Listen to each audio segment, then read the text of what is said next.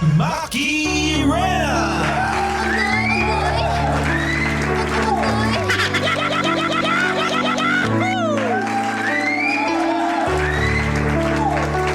91.5 Win Radio. Halo. Halo kay Ube, mga marikoy-parikoy, mga kapitbahay kong pakilamero at pakilamera. Andito na naman ang inyong kumare. Ang kumare nyo, dakilang pakilamera sa lahat. Kumaring Maki Rena. Maki Rena!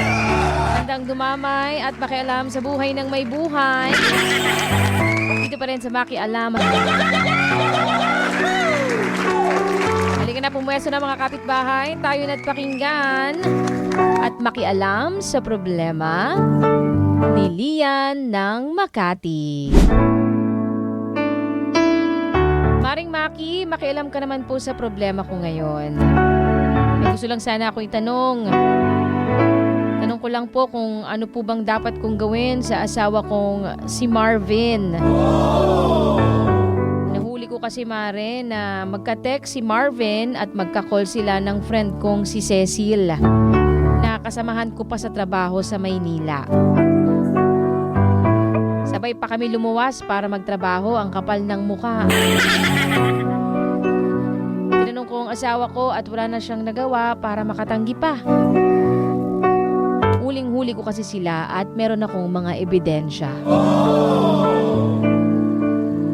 Tanggi pa siya ng tanggi pero ayoko nang maniwala.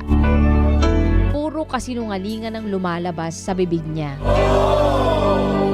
Aalis na sana ako, iiwanan at lalayasan ko na siya, kaya lang pinigilan niya ako, Maring Maki. May nangyari pa po sa amin.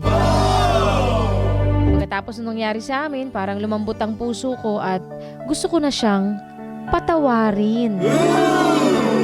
Nyek!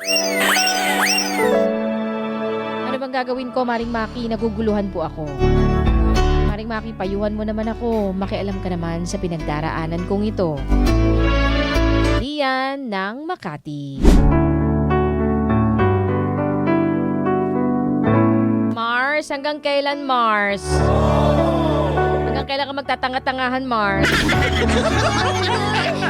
Harap-harapan ka na nga niloloko eh, di ba? May mga ebidensya na napatunay na niloloko ka niya, nagsisinungaling siya sa'yo, tapos yung namunyo mong kaibigan, yung babae niya pa. Hanggang kailan ka magtatanga-tangahan kahit harap-harapan ka ng niloloko? Tatanggapin mo pa rin? Ha? Talaga ba? Ikaw, kung gusto mong mahagard araw-araw. Ikaw naman yan, hindi naman ako yan.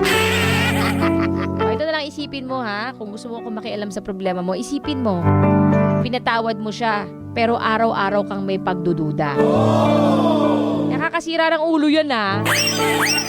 Sa true, nakakapagod, nakakadrain. Ikaw rin ang mauubos, Marikoy. Biruin mo, ito isipin mo, ha? Araw-araw mo siyang kasama, tapos araw-araw ka rin niya niloloko. Naaatim niya yun. Hindi siya naaawa sa'yo. Alam mo, ang sarap kaya matulog, Marikoy, nang wala kang iniisip na may nanloloko sa'yo. Satro. Aanin mo naman yung dilig at kilig, di ba? Aanhin mo naman yung dilig at kilig kung araw-araw ka naman magiging maligalig. Wala kang peace of mind, Marikoy. Ang pakiusap ko sa'yo, bigyan mo naman ng pabor ang sarili mo, Mare. Mare, tandaan mo, ang pagsuko hindi mo gagawin para maging pabor sa kanya. Ang pagsuko na yan, gagawin mo yan kasi yan ang magiging pabor para sa'yo. Pabor yan para sa'yo, hindi para sa kanya. Huwag mo na nga siya isipin. Siya nga, hindi ka nga niya inisip nung nagloloko siya eh. Diba? Tira ka naman ng respeto para sa sarili mo, okay? Respect yourself. Huwag mo hayaang mawasa ka ng tuluyan ng isang taong hindi marunong makontento. Alam ko mahirap sa umpisa ang pagdaraanan mong yan, pero naniniwala ako na mas doble ang hirap kung mananatili ka sa tao na isa sa mga dahilan ng paghihirap mo. Huwag mo ipagpalit ang peace of mind mo sa taong hindi kayang ibigay yun sa'yo. Okay, Marikoy?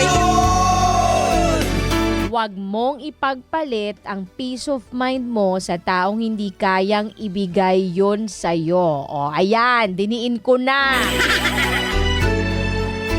Letting go is less painful than holding on, Maricoy, ha? So, let go. Hayaan mo na. Pakawala mo na yan. Kung gusto niya doon, di doon siya. Nakita mo na lahat, may ebidensya ka na, harap-harapan na. Tapos na chorva ka lang. Bumigay ka na agad, nanlambot ka na agad. Hindi ganun yun, Mare. Aanin mo yan kung ganyan naman araw-araw. Hindi ba? Araw-araw wala kang kapanatagan. Kaya mag-let go ka na, ha? Yun ang mapapayo ko sa'yo, Maring Lian. Total, pinahintulutan mo kung makialam sa'yo. Yan ang may dadamay ko sa'yo. Okay, maraming salamat, pinahintulutan mo kung makialam sa iyong pinagdaraanan sa buhay. Sa ating mga kapitbahay, kung gusto nyo rin mapakialaman ko ang mga buhay ninyo, umayos kayo.